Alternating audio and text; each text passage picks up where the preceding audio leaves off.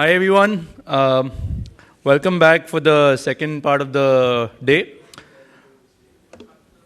So we're going to start off with a panel discussion on consistency is the key in pursuit of excellence. The panel is going to be led by Faheem Agboatwala, who is the Managing Director at High Tech Printing Services Private Limited.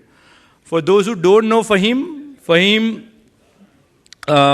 company High Tech has been a pharma specialist print converter for 28 years, and almost 30% of its business is exported to the highly demanding markets of North America and Europe.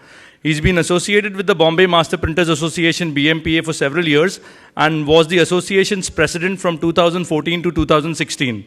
He also founded the association's unique Share to Benefit Forum in the year 2007. Let's welcome Faheem Agboatwala.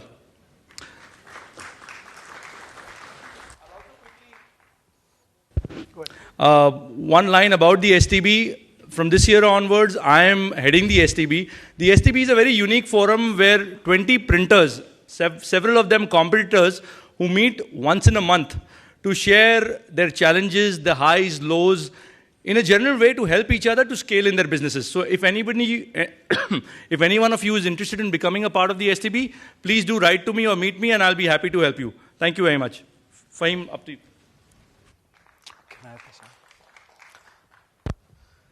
Thank you, Milap, for that lovely introduction. We've got a 70-minute panel discussion with three illustrious people. I've just met them over lunch, and believe me, you're going to love what you're going to hear. But before we begin, I'd like to set the tone. So I want to tell you all about what I believe, which is consistency is key to one's success. So let's understand what the definition is. And it's really old, late 16th century.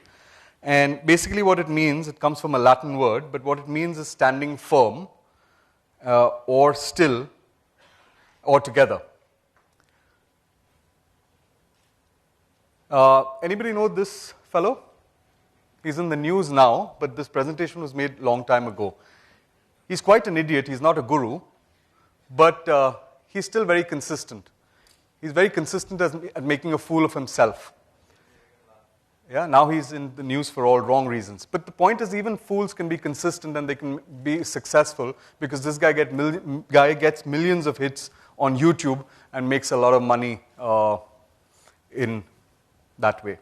But let's understand what the real gurus are talking about. And out of these, I'll let you read them.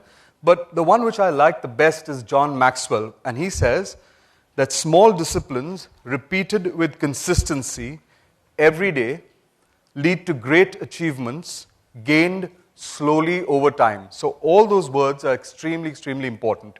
I'll give you 1 second to just read through all the other quotes, and then I'll give you a local example, a day-to-day example.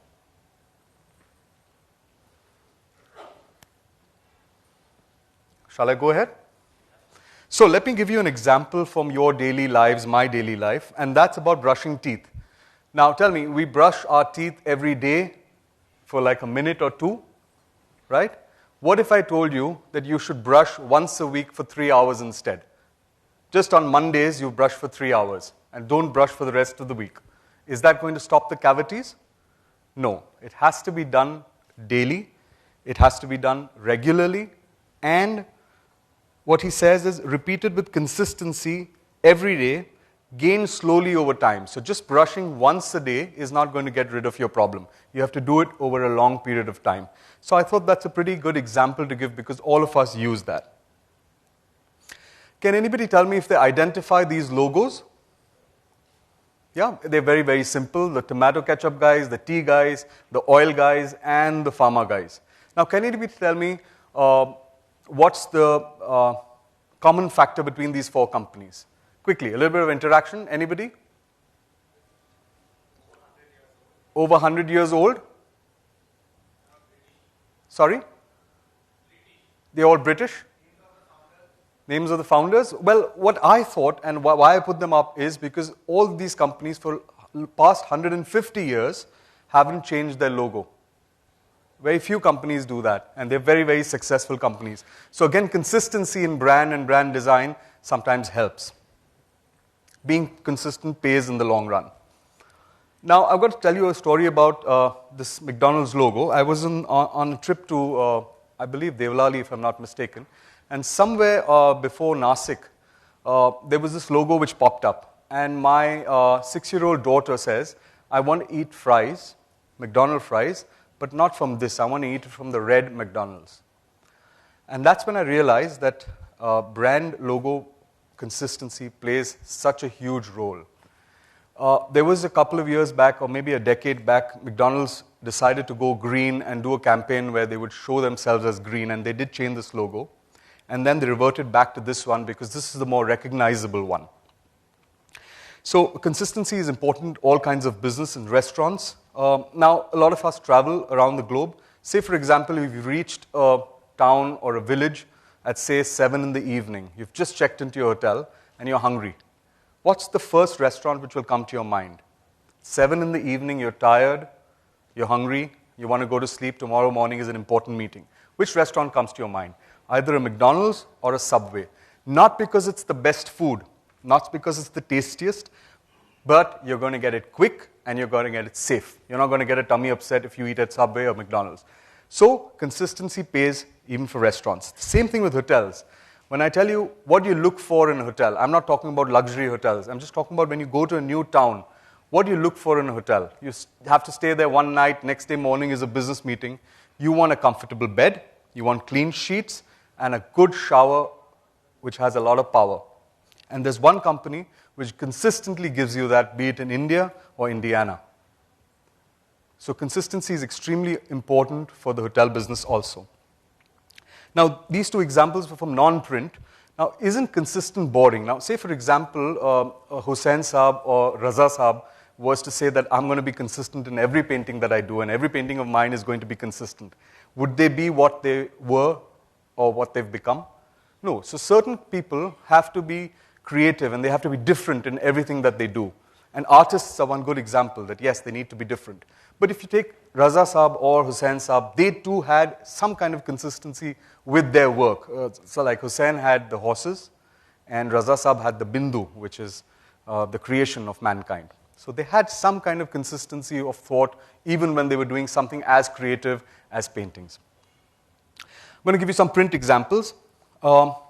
We went down south to a client, and I tried to sell them my company, and they said, no, we're very happy with Pragati, and we don't want any other vendors. And I asked them why. He says, because when the material comes from them, we don't even need to check it. We just directly send it to the packaging line. They are so consistent with their quality. And Pragati is known for having high quality. And what that guy said is that it was consistent, the quality, and therefore we don't need to check it. Vistaprint, a lot of people tell me, my friends, that the best t-shirts, the best single branded t-shirts, if you want your own name on it, your own logo on it, go to Vistaprint. You'll get very, very high, consistent quality. And there's a friend of mine in the audience over here. You'd like to meet him. There he is, Jahangir. And this is what he says. Small company wins awards every year, and owner-managed company. And he says, we are client champions, committed to being resourceful and striving to deliver a consistent client experience with enthusiasm and a passion to delight. A couple of weeks back, he sent out a message on our local group, and he says, where can I find a typewriter? And we were shocked. He said, why do you want a typewriter in today's mobile age? And he says, one of my clients wants a typewriter. So he's the go-to man for the client. If the client wants a typewriter to display in his restaurant or whatever, he contacts Jahangir, and can Jahangir help me? And Jahangir is always there to help him, even at 2 a.m. at night. So he's consistent as a problem solver for his clients. Now, if there's one thing that you're going to learn from this conference, it's this quote for the day. If you want, write it down, put it into your iPads or phones or whatever. It says it's okay not to be perfect.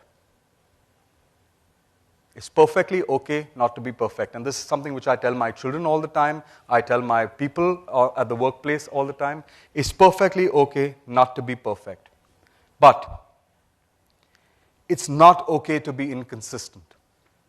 Most of the time, we're always worrying about 10 on 10. What we should be doing is allowing people to be 6 on 10, or 5 on 10, or 4 on 10. Our only thing is that we should tell them that I want you to be 6 on 10 every single day of your life. I don't want you one day 6 on 10, one day 3 on 10, one day 10 on 10. Just continue to be 6 on 10. I'll tell you what the next stage is. I don't mean that they should remain 6 on 10 for the rest of their lives. But we're so competitive, and we so much want them to be having quick results and to become 10 on 10, that we often forget something very, very important, and I'm coming to that. So where to begin with consistency in a print organization, because this is a print conference. So I've put 2 pictures over there. One is the inception of the job, and the other one is when your delivery guys actually hand over the parcel to the warehouse or the recipient. I personally believe that there should be consistency start to finish, right from the way your client servicing guy handles the email, how he replies, how the phone is picked up, what response is given on the phone, if there's a complaint, what kind of response is given. Everything should be consistent. Clients love consistency. If you have a motto in your business that on the 3rd day the delivery will go, then every time it must go on the 3rd day. So the clients know whenever they're going to call you, 3rd day the delivery is going to happen. That doesn't mean you should stick to 3rd day. You can stick to 30th day. The point is, be consistent. Now, quiz. Which of these 2 staircases are easier to climb? The one on the left or the right? The left is the circular one. How many people believe that the circular one? Show of hands, please. 1, circular, 2, 4, 7, 9, 10. And the straight one? Equal numbers. What if I told you that this is a trick question and it's extremely confusing because both of them are equally difficult to climb? And there's a reason for that. In our pursuit of excellence, in our pursuit of becoming 10 on 10, we often forget that when we're climbing stairs, we need these. Can anybody tell me what these are called? They're called landings. And if you see in the earlier staircase, there's no landings. It's just continuous. Whereas over here, there's a place to become consistent and then to improve. So ideally speaking, over here is your 6 on 10. Then you're not happy with 6 on 10. You tell the person, I now want to go to 8 on 10. When he reaches 8 on 10, you'd make him stabilize there, become consistent over there. Then, depending on your company policy, 1 month, 3 months, 6 months, once he's done that 8 on 10 bit, then you tell him to go to your 10 on 10 or 9 on 10. And then again, wait, let him become consistent. These landings are often forgotten. Make sense? Okay, 2.5 minute video and then the commentary after the video. But Holland comes in for a pit stop. Time to refuel and change tires. Lou Moore himself changes the tires. Only 4 crew members, including the driver, are allowed to work on the car. It's a tense time. Holland stays in his seat, anxious to get away. Let's watch.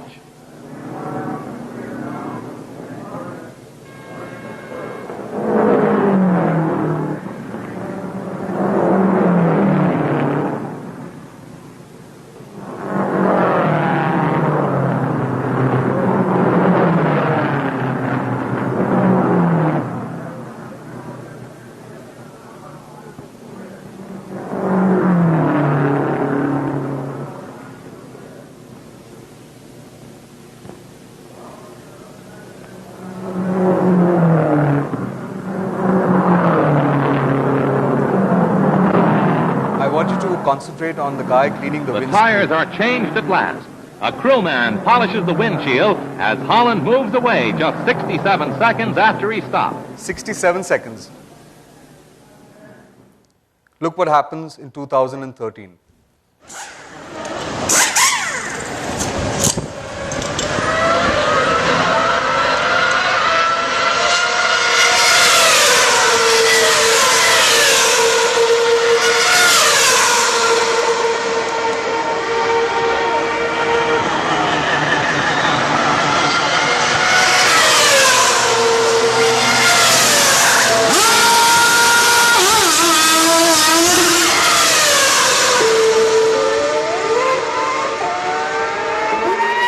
That's less than 2 seconds, my friend.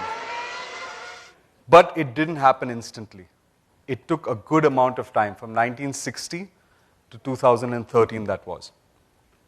And the world record is 1.91 seconds. This happened at the British Grand Prix last year. But what I'm trying to explain with this video is that I know I said that we're not satisfied or we're not 6 on 10. It's okay to be 6 on 10. No, it's not okay. It's fine. But I need you to be consistent at 6 on 10. Then we go to the next one. So these guys were happy. Then they tried. Then they consistently perfected a faster bit time. And then they went on and on and on reducing it. So the same thing, we can use this as a training in our companies for make-ready time on presses. And there's an entire Kaizen way, there's a 4S way of how to become faster with your make-readies. But what I'm trying to say is that it took a long period of time. We don't expect immediate results. If you heard what John Maxwell said in the first slide, it's over a long period of time. So don't think too much about it. I request you, just do it. Thank you.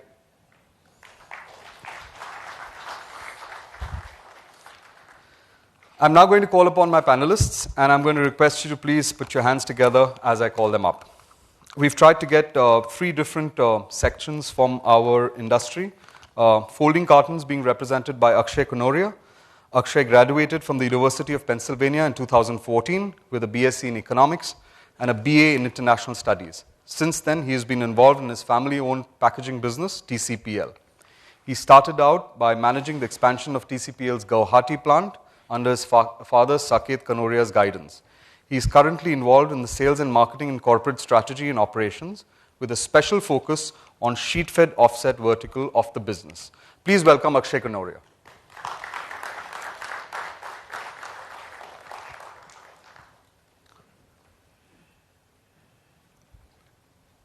My next panelist is Nilesh Dhankani. Nilesh founded Quarterfold Printabilities, short form QFP, after his extensive travel to Africa. He understood problems faced by local schools and publishers who were sourcing from China. In a matter of just a few years, Nilesh has been able to bag various awards and accolades, including the Best SME Award for the Most Emerging Indian Company from Dun & Bradstreet in 2017. His company bagged a star export house status in just 1 year of being the largest exporter of printed books in Africa. In this day and age of commercial printing being on the decline, Nilesh and his company continue to invest and thrive with book production and export. Ladies and gentlemen, Nilesh Dhankani.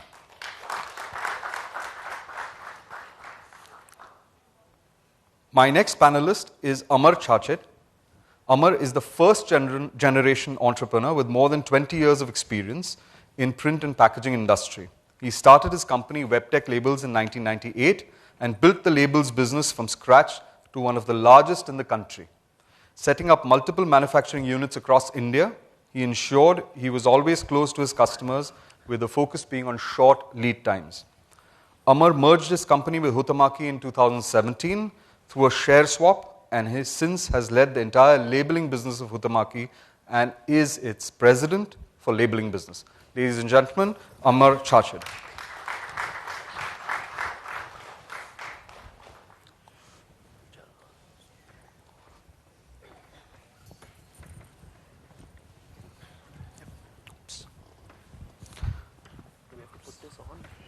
I think it's on. All the mics on, right?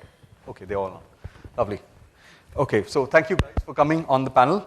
And my first question is, what does consistency mean to you personally and as a business leader? Amar, you want to take that? What does consistency mean to you personally and as a business leader?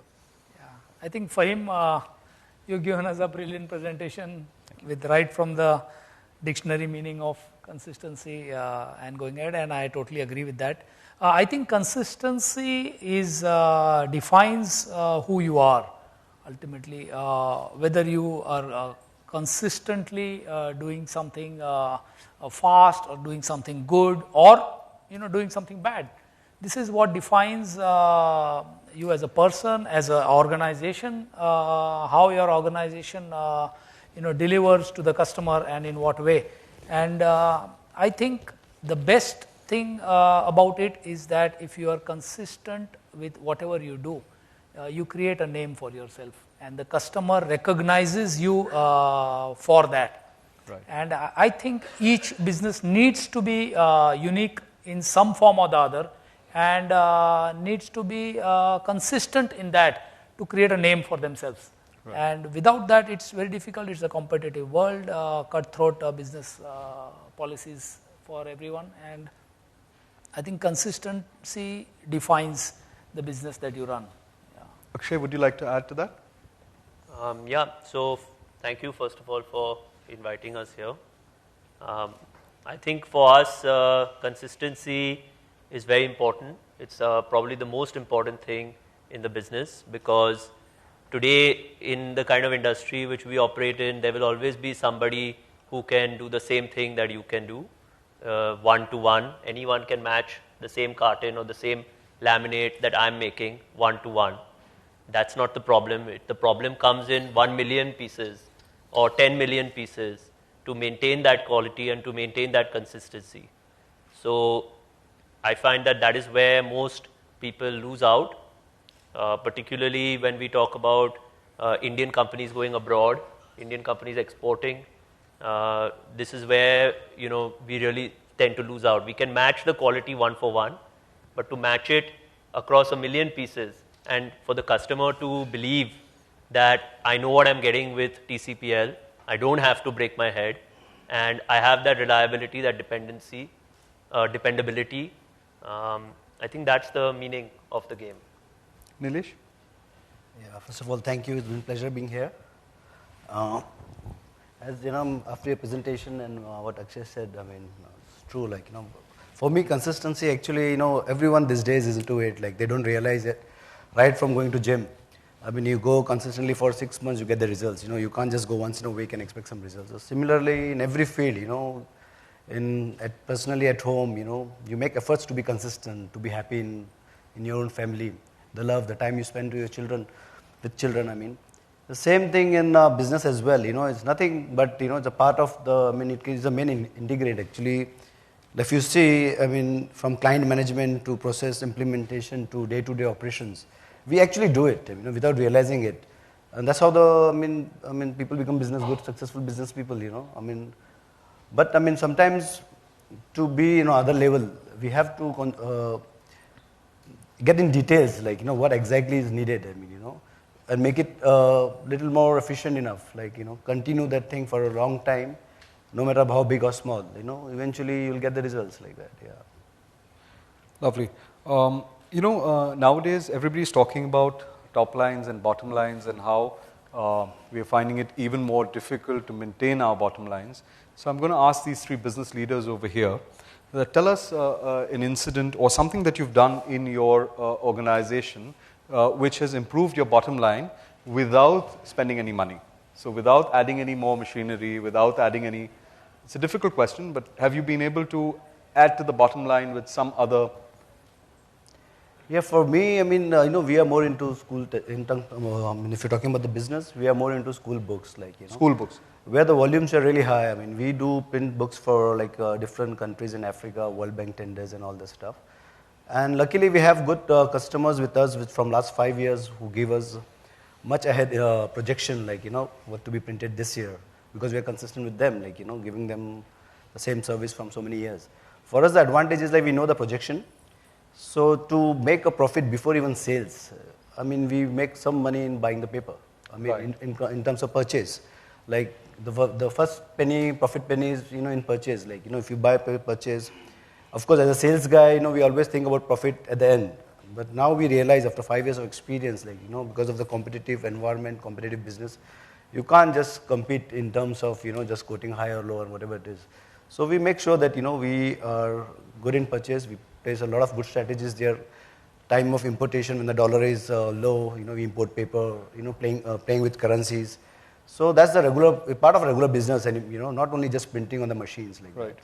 So we make sure we make some money there as well as a profit, along with the kind of machinery we buy. Like for books, I don't know, but technically I'm not that sound enough in terms of printing.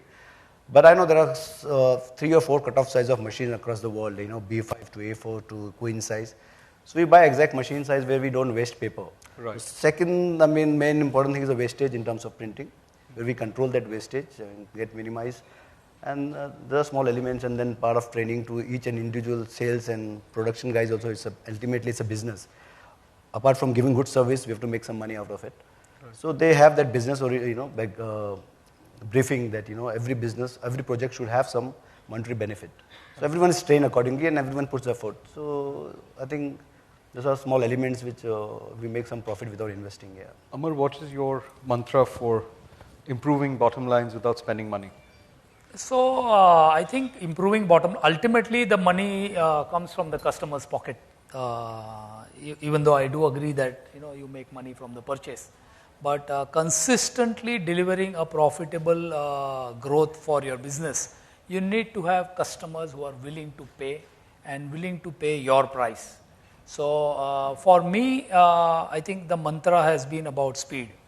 So right from the day I began my first customer, his expectations on delivery were sort of 3 weeks. Right. Because that is what he was getting from his current supplier. Yeah. And my first delivery was in 3 days. So of course, it was not just because I wanted to be fast, it was also because I didn't have any work. Right. So I was fast. But what I did realize is that the kind of pleasant experience it was for the customer, right, and the kind of importance that he gave it to that, and the kind of mileage I could get from that 3-day delivery, I simply built upon it. And as the theme of our today's discussion is about consistency, so we consistently delivered in that 3 to 4 day period. Right. Not just for that customer, but for all the customers to follow. And that became our recognition that this is, okay, we are very fast. That also gave us the leverage on pricing, because all the time when the customer is dealing with different type of packaging, labels is something traditionally came down the line, where most often the product was ready on the packaging line, and that's when a label artwork is being prepared. Correct. So because a lot of regulatory licenses and all that come at the last minute, and everything has to be incorporated in the label, so that comes at the last minute. Well, when the artwork is ready, the senior management of the company is saying that when do we start production? Right. So there is really less time for the label. Correct.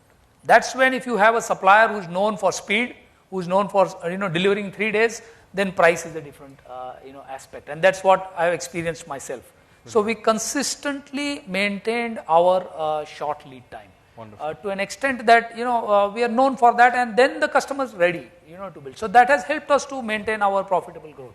Right. Akshay, and folding cartons? Yeah, so absolutely agree with what he's saying in terms of quality of customer and quality of job. There are certain customers where you may just see them as like a volume filler. And those are the kind of customers who you'll never get a price increase out of. The price is only going to go down, or it's going to stay flat.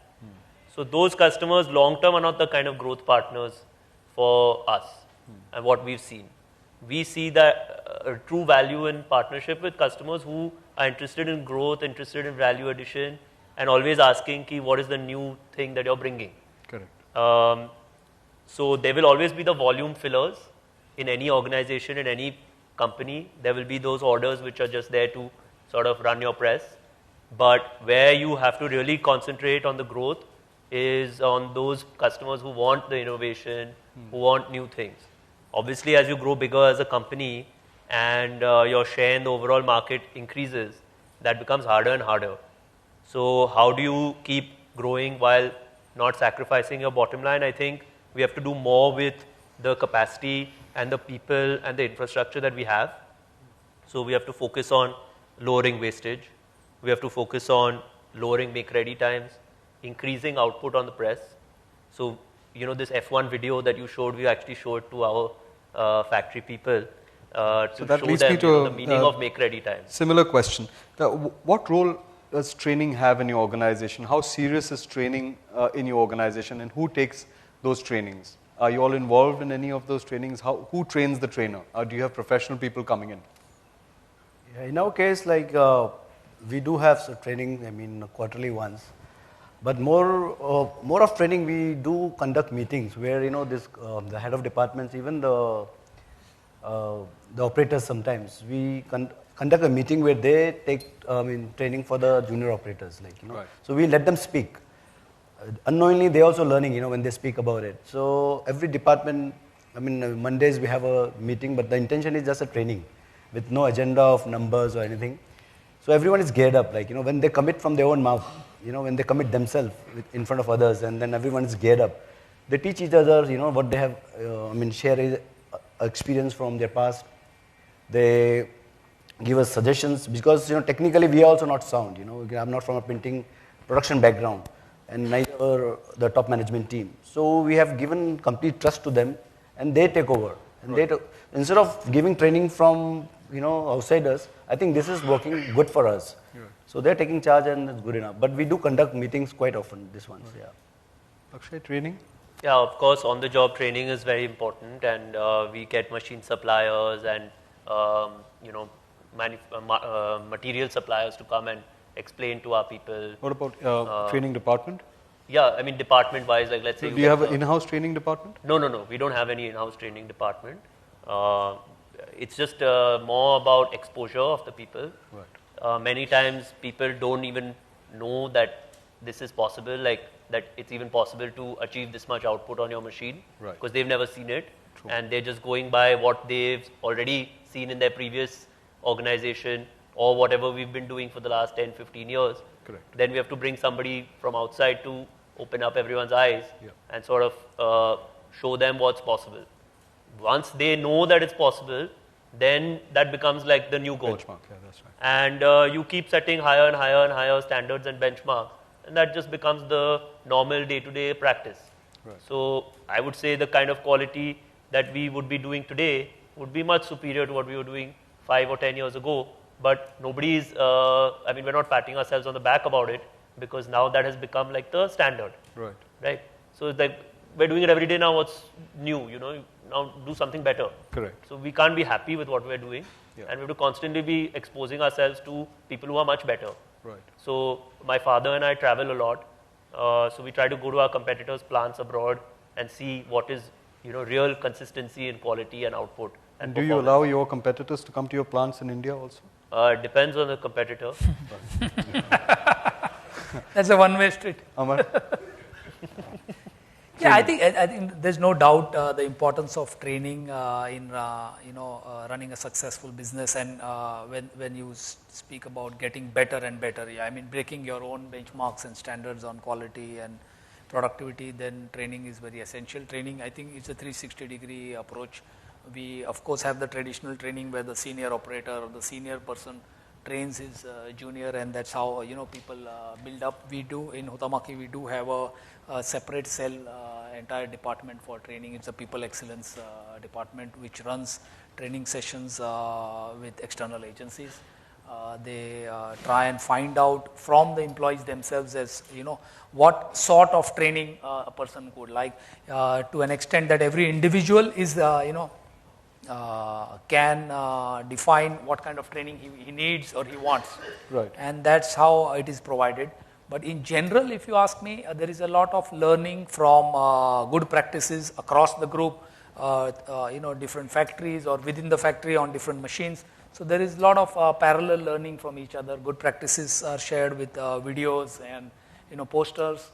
Right. A lot of training importance is given on safety. Yeah. Because ultimately, in the long run, if you see, a lot of safety-related aspects do have an effect on profitability and growth and everything. True. So it's a mixed bag of external, internal training also. We've got a couple of prophets in this. I can see one prophet right in front of me, who prophesies, that's you, who prophesies that the annual reports are going to go away way back in 10 years ago. So what I want to hear from you, business leaders, is not what's going to go away. We know a lot of things are going to go away. I want to know, for printers in the audience over here, for 2030, so 10 years, other sectors that we should be investing in. What are those places where there's going to be money still left in print? Which sectors? 2030. So I think obviously a lot of people are talking about digital printing. That's certainly the future. Now, how quickly that future comes is something which is a matter of great speculation.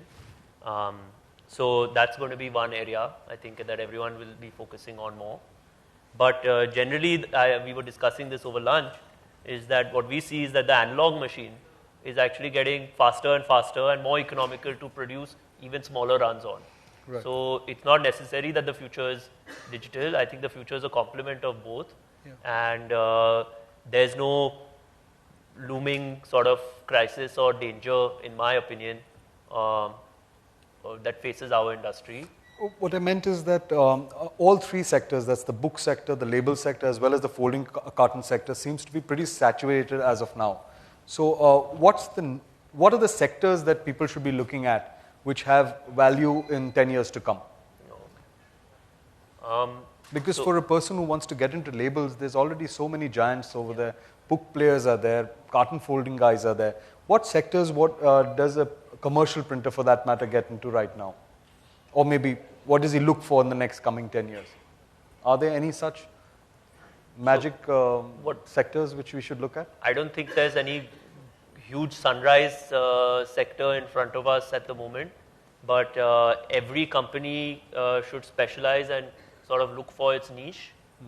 If you're doing everything for everyone, but you're not of that scale, then you will have a tough time kind of surviving in this business. So any packaging company today, they can either go for scale and high volumes and low margin, or they can look at high specialization in certain business segments and try to, kind of command that smaller segment of a bigger industry. Right. What about disruptions? There's a lot of disruptions happening, at least in the e-commerce space. And are there such disruptions which you're expecting in the commercial and in the packaging space and labels or folding cartons? And what are you going to do to be ready for those disruptions? Because we have to think ahead. In terms of books, of course, there's a threat always. Like, e-books might take over, but we don't know when. Like, for us, we are gearing up ourselves to be a content, spending more money in content creation like that. And then we are getting into apps as well, because we know in future probably this will be like simultaneously two products going together, like with the digital content along with the books. So, but 2030, I think is it will take quite a while to reach at that level, especially in India and for us in African countries.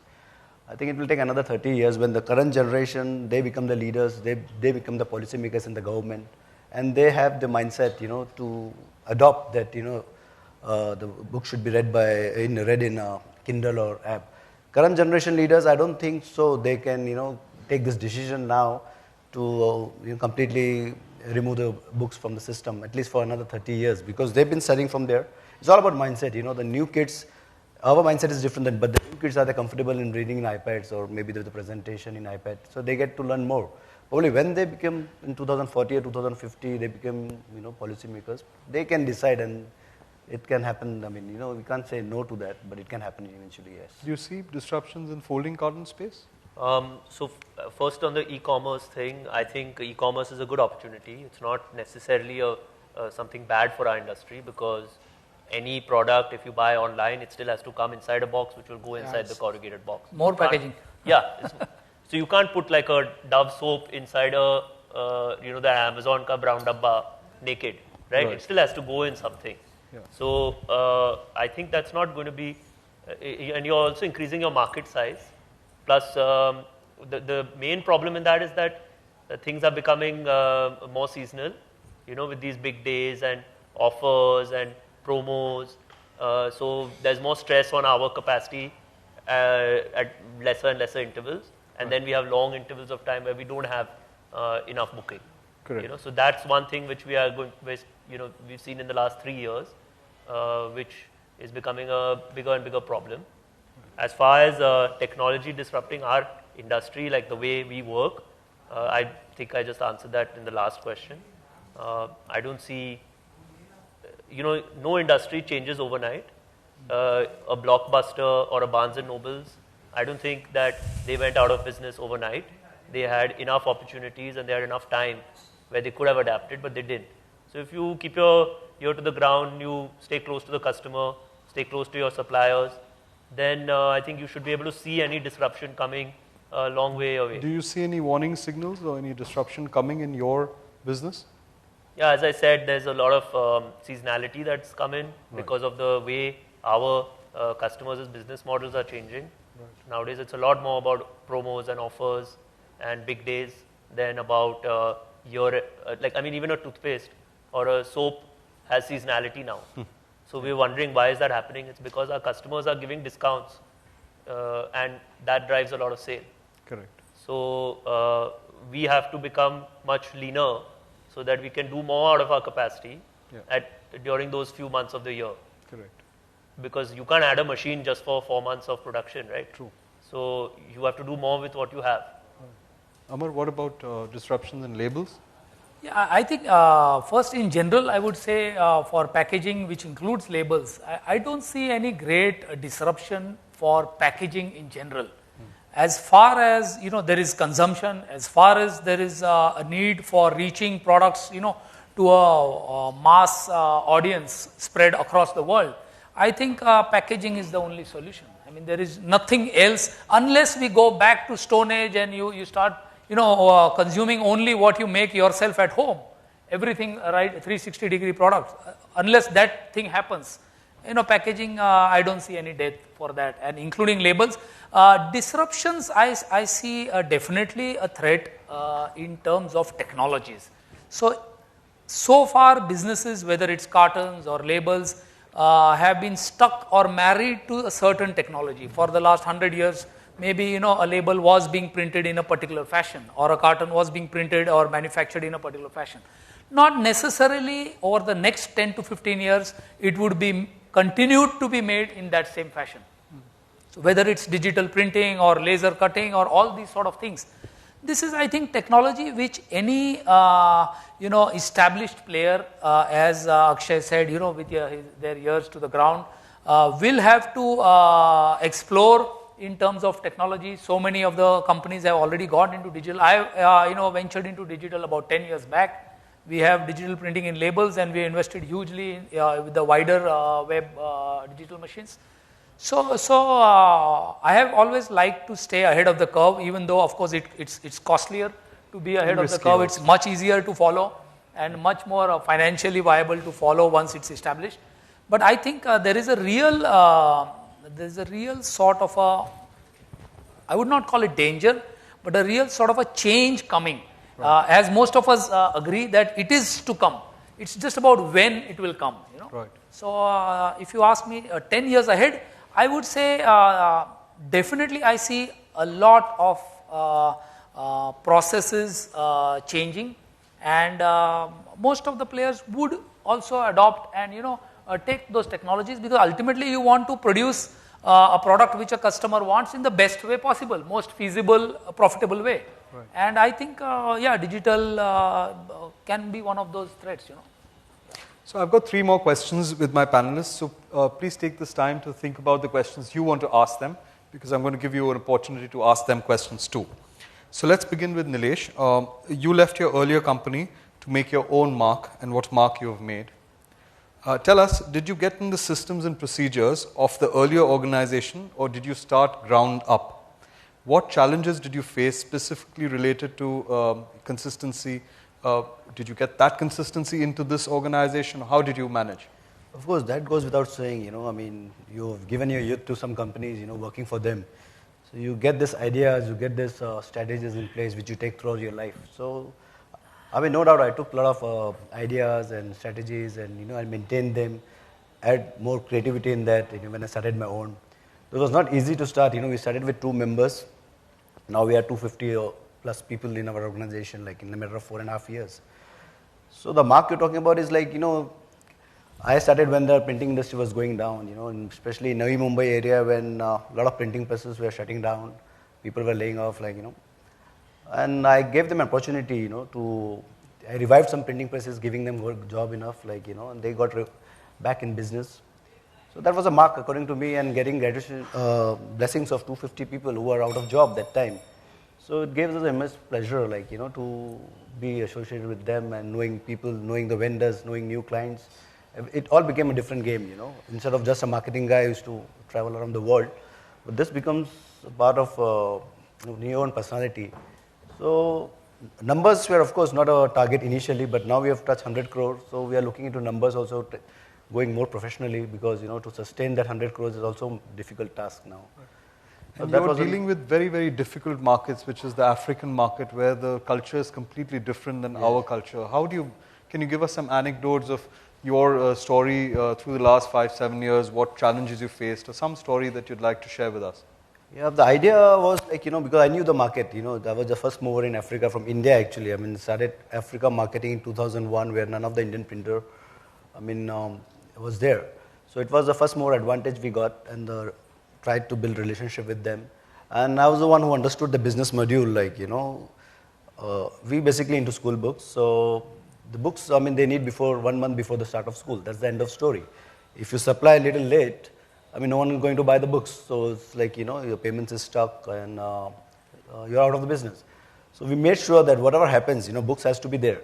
For probably other printer, it was difficult to understand that, because for them it's another job, It's like a printing job. They print and they send. The container delays or whatever delays, the books are delayed.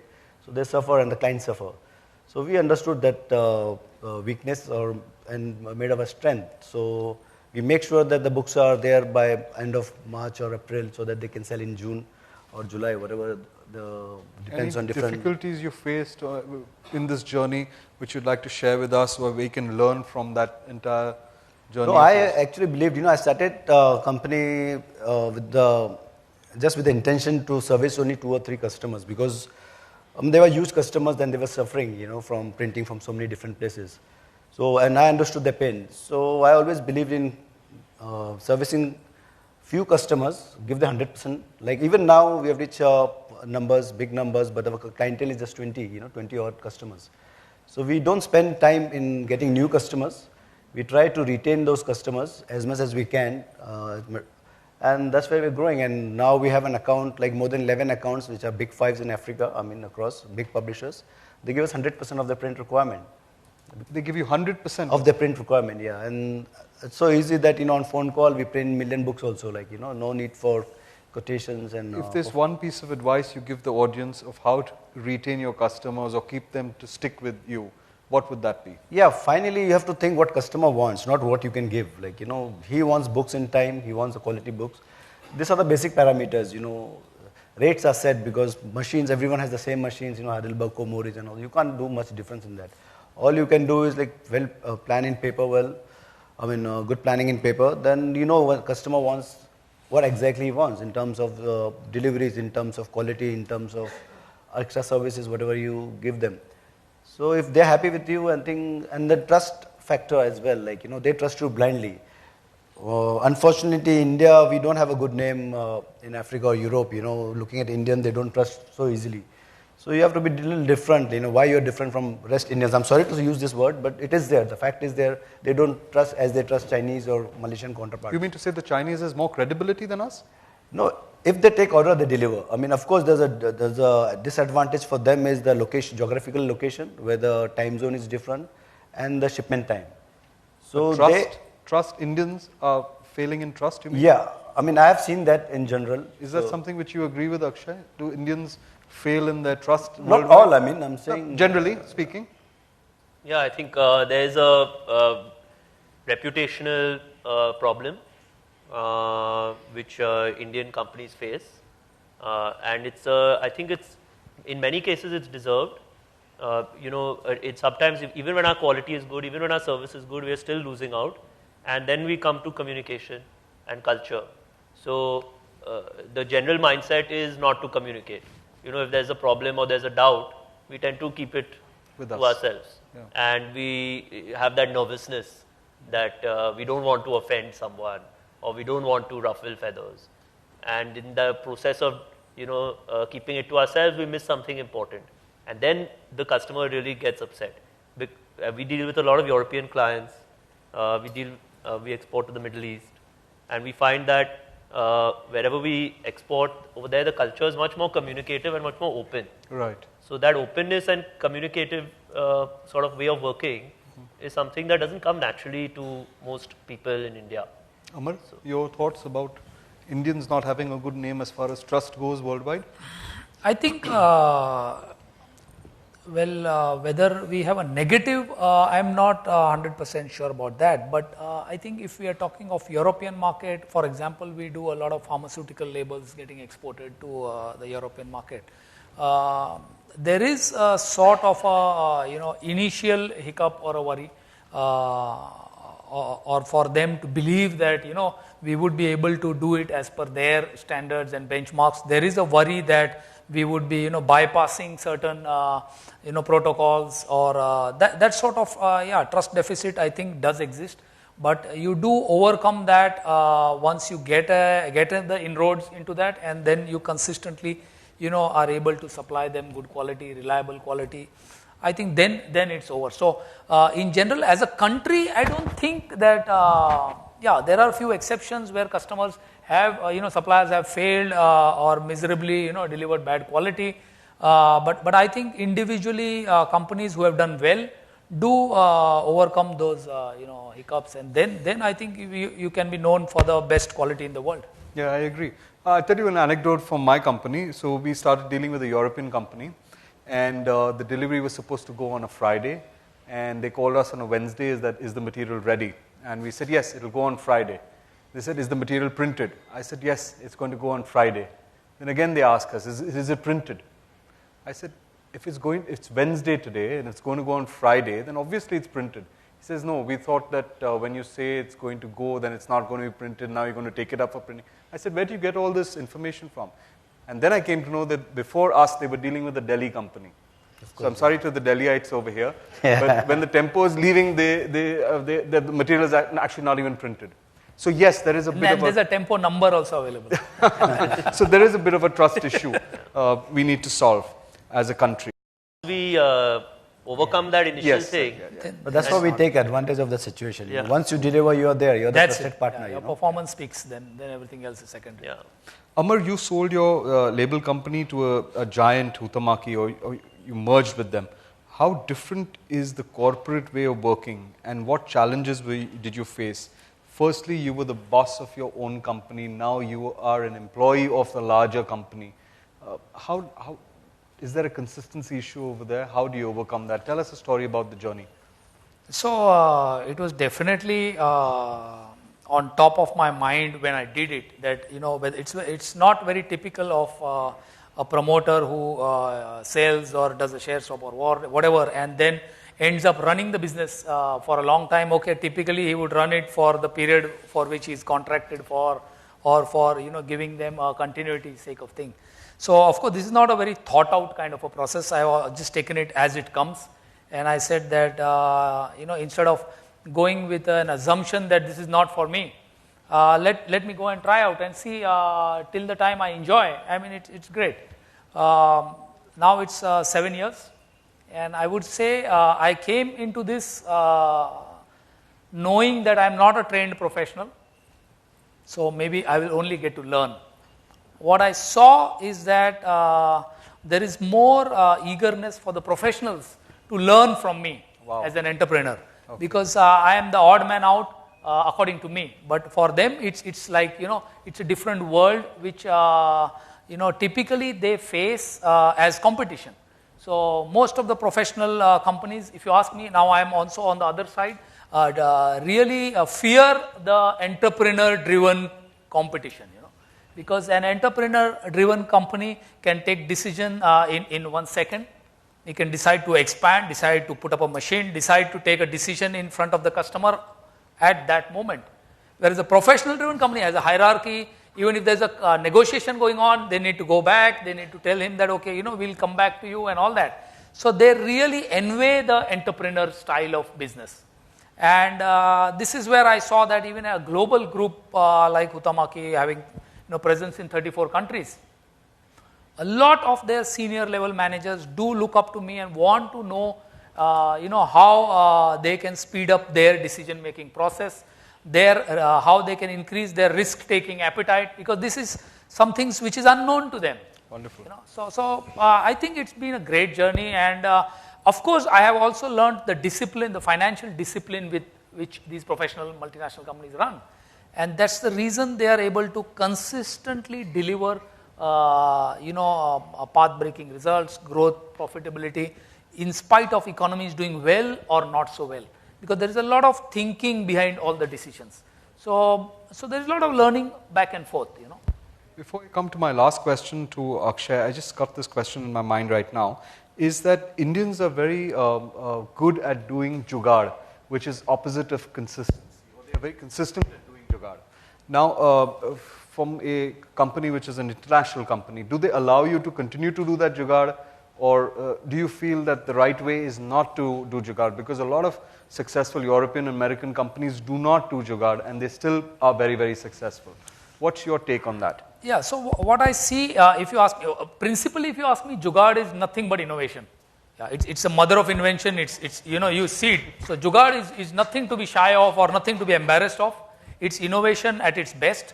The only difference is that we call it jugaad because most often it is the problem that we have created ourselves first. Right. And then we find a solution out of it, so we call it jugaad. But it's innovation. Wonderful. It's great. I think the only lesson that we can learn from is that all these jugaads that we have done, if we document it, if we record it, and if we educate all our people about it, then you will not fall into those traps again, and you don't need to do a jugaad once more. So it's basically about learning and owning those jugaads and trying to educate your people with what you have done. I think it's just innovation. Well said. That's lovely. Nilesh, Africa seems to be a jugaadu country. What is your take on jugaad, Africa versus India? But I don't think these days, I know what you're talking about jugaad there.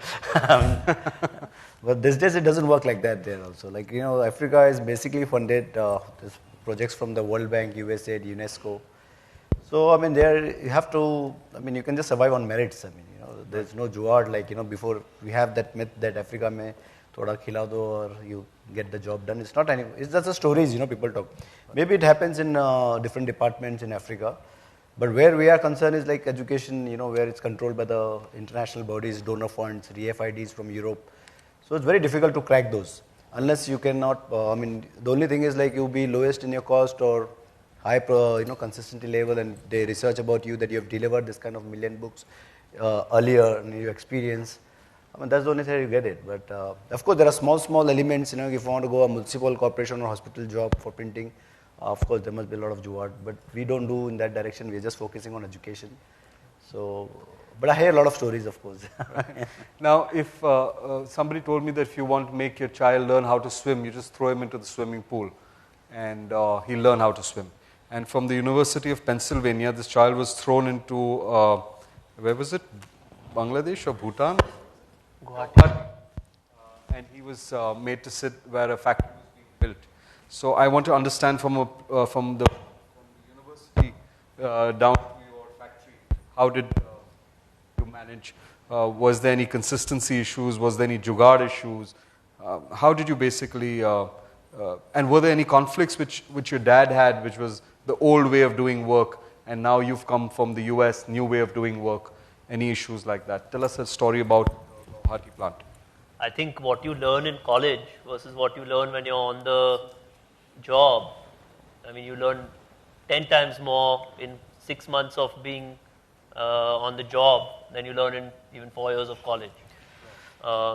Because there's no testing. In college, the testing is rote testing, but it's not live and constant, back and forth and new things, new problems coming to you every day. You learn much more while working. And I've learned a lot from my father. I think he's the best business school that you can get. Would you send your children to business school, or would you teach them yourself? No, I would never send them to business school. That's brilliant. I was waiting for that I think answer. business school is a waste of money. Waste it's of good money. for networking and partying. Start a plant in Guwahati and send your children over there. Is that the mantra? Yeah, I think you learn more on the job than you learn in any school or by reading any case study. and I think I learned from my father's example. He's quite a nostalgic person, so he gives a lot of stories, of this problem that we had back in 1990, installing the machine, and I was sitting at the customs, this, that. He gives a lot of stories. So I learned from his stories. I learned from sitting with him in meetings. We have suppliers and customers who we have relations with for 30 years. So, you learn from that, and you learn from the stories that they tell and the relationships that they've built. And I think working under my father, conflict is not really a problem. He's given myself and my brother the freedom to be constantly at odds with him. We're always bickering in meetings, also in front of people in the rest of the company, sometimes in front of suppliers or customers. We are arguing, but it's always a good argument, because from that argument then something comes out.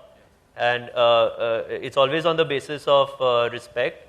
So I think if you want to learn how to sort of take your kid through business, you can learn from my father. He's done a very good job sort of training me and Vidur. I don't know if he's done a good job in terms of am I doing a good job, that's for him to tell. But from my perspective, he's done a good job because he's really taught me well, and without me having any bitterness or irritation or anger, because I'm able to express my feelings very openly with him. When I disagree with him, I say, I don't think this is the right thing. Finally, it's his decision. But I have that freedom to come forward and argue and express myself. As long as I'm arguing on the basis of facts and I'm arguing on the basis of, some real knowledge, he will listen to my argument and take it into account. Yeah. Superb. So I'm through with my questions. Questions from the audience, please. Anybody has any questions for us? Yes. Somebody with a mic over there.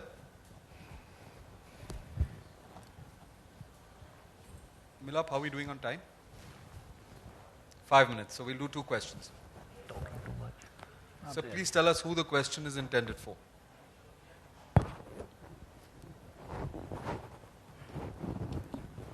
Very good afternoon. I'm Sudarshan from DIC.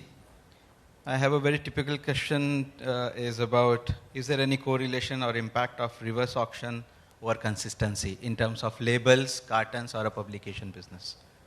So reverse auction has got a very bad name, and which you have to be involved with reverse auction. So is it like the road, we were discussing about the roads, that the cost of the road is say 100 rupees, but the tender goes at 40 rupees. So obviously you can't blame the contractor for putting bad cement inside. So what's your experience with reverse auctions, and do you have to compromise to eventually make money? Is that the question? So I think again, consistency is something which does play a role. So if you are known to be a very bad player at reverse auctions, then the customer already has an assumption that, okay, these guys, they are not really going to fall into the trap. So more often from customer's angle, what I have understood is reverse auction is more of a price discovery. More than changing the supplier, they are keen to know that if they are buying at X, what in the market is somebody willing to go down to an extent. And once they understand that, they will make their own judgments, and they buy from whom they want to buy. Because I don't think anybody in the world here is here to buy simply based on price. He's going to look at the merits of the supplier and everybody, and then if they are buying from a current supplier at a particular price, I think that's their benchmark, and they just need to judge to what extent lower you can get. As a responsible supplier, it's important for us to participate in the reverse auction. So it's not that we simply say that we do not participate, because it's a competitive game. At the same time, you need to be sure that you are bidding at which you will be comfortable to supply. Not just that you will live, but you need much more than just life, right? You need oxygen, you need food. So if you factor everything else and then you bid for that, then ultimately, your own merits will get you the business. If it's just the price, somebody else will anyways take it away. So I think the best way is to simply decide your limit and just step back. usually the perception is that L1, L2, L3 is actually the company only. Is that true? It depends on the say, company. can't say. But many times we have a fair idea of who the people are on the auction platform, like who else is participating. Sometimes it's 4 people, sometimes it's 8, 9 people also. We are almost never L1. I mean, we tell all our customers that we are not going to be your cheapest supplier. There will always be somebody in this business who is willing to give a lower price. Even when you're working at 5% contribution, you'll find somebody who's that desperate that he'll give a lower price. So I mean, there's no point complaining about these reverse auctions. It's a fact of life, and it's here to stay, and more customers are going to get on this platform. But we have to sort of know how low we can go, and then everything else has to speak for itself. As he said, you have to be a consistent supplier of good quality and of good service, and keep coming with new things. So you do get orders even though you're not L1 and L2? Yeah, Yes, always. Absolutely. Yeah. Nilesh, any comments? Yeah, I mean, recently we won this tender when we was L4. But in India, I mean, it depends on the product to product also. Some products which are very important to a company, like, when they get involved, like cartons, But the products like annual report, that's not important to a company. It goes straight away to shareholders from the printer.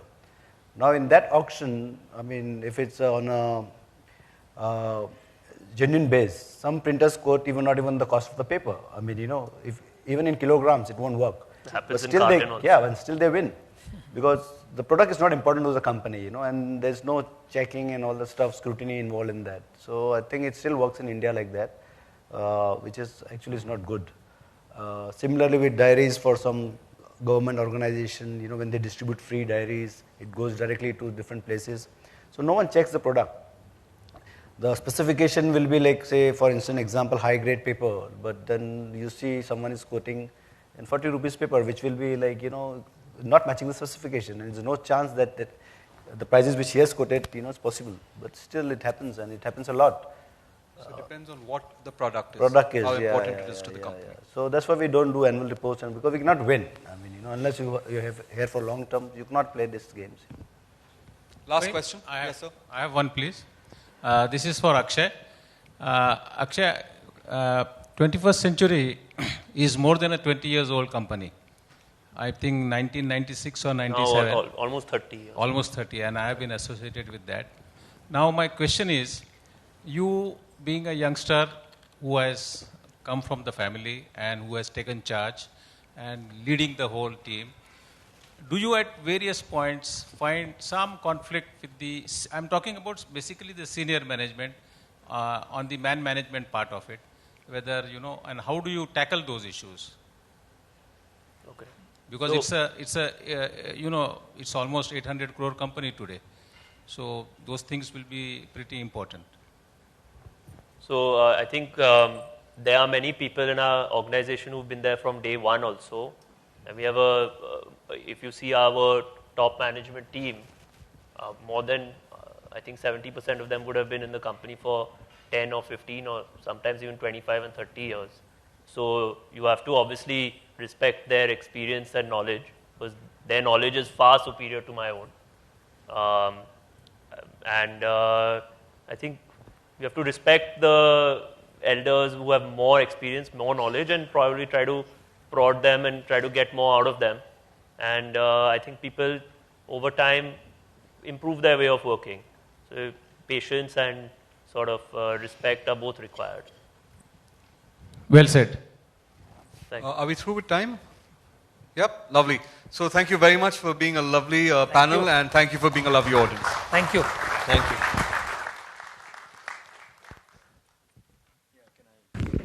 Can I request the panelists to be on stage, please? Thank you, Faheem Agboatwala, always consistently finishing on time. Can I request Tushar Dhote to please felicitate a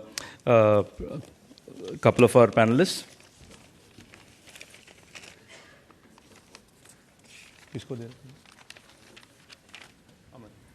Mr. Amar. And Faheem ka last. Nilesh. And Nilesh.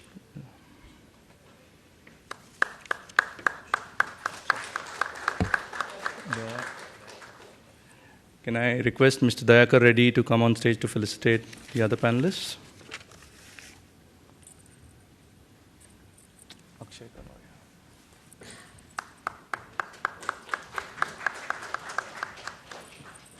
That's for Faheem. Oh, photo. Can I request for a group photo? Mr. Reddy, just a group. Yeah.